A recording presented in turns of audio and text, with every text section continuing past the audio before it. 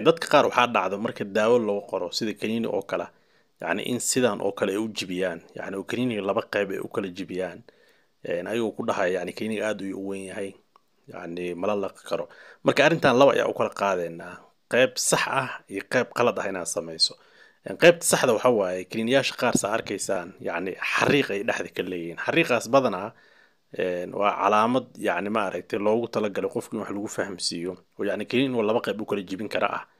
يعني waa uu samayn karaa oo waa loo ogol yahay markaasoo kale sida hortiin yani ka arkaysaan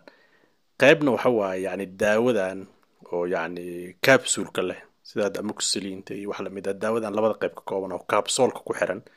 qaybtaas in la kala furo ama la kala jibiyo looguma talagalin ama kaniiniga ma lahan xariiqan iyo wax la mid ah asigana sidoo kale inaad kala jibiso oo sidaan oo kale u burburo sida hortiin ka arkaysaan looguma talagalin marka daawada haday tahay daawo yani xariiqa sidan oo kale leh badanaa yani inaad laba u kala jibiso haddii aad yani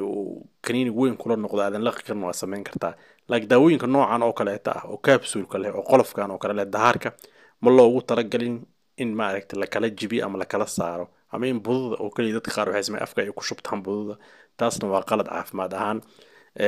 sababtu waxay tahay capsule-ka ama qolofkan loogu xiray oo daawooyin kale ay ugu xiran ayadu ugu xirantahay waxay tahayba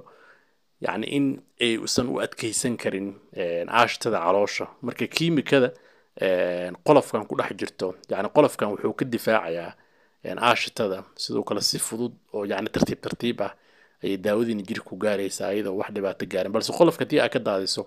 يعني ديف شيت كي أما عاش تدا علاشة اللي جسوا ديناي هي داود إن بدن بربرناي مركب داودي كواليتي كذا أما تيار أما هيركي اللي جربي إنه يجير كجارته si yani qofka xaaladda markaas haysata xal loogu helo yani way adkaanaysaa marka waxaan kusoo koobaa talada daawo haddaysan lahayn xariiqan kala barka ah inaa yani kala jibismo wanaagsan xitaa haddaad samaynaysid oo xariiqan aad ku aragto dhakhtarka inaad la tashata ayaa wanaagsan aa weydiiso kuwa qaar aan yani loogu talagalin ayaa jiro sidoo kale noocyadan hadday tahay hortiin aad ka arkaysaan oo aan xariiqan aan lahayn ama capsule-ka ahna inaad yani laba u kala qaybiso laguma ogolo markii inaa fahanteen ayaa rajeynaya cashirka waa iska wacyigelin asalaamu calaykum